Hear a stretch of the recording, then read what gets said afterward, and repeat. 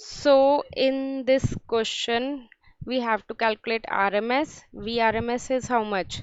That is Vmax by root 2. For Vmax, we need to calculate the resultant voltage, that is Vx square plus Vy square, right? So for every 4 voltage, we have to calculate the Vx component as well as the Vy component, correct? So for Vx component for this one, as it is the standard equation, no problem. So that would be 100 cos of 0. For this it would be 200 cos of angle is how much? Pi by 3.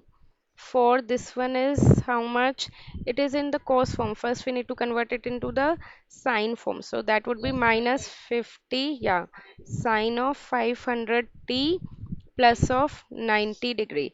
Where in this case cos is given, so you need to convert it in sine because sine is in the standard form. Just add by 90 degree, that will be converted into sine. So in this case that would be minus of 50 sine, sorry, cos is there, cos of 90 degree. For this case it would be 150 cos of minus pi by 4. Okay, if there is minus, we'll take minus only.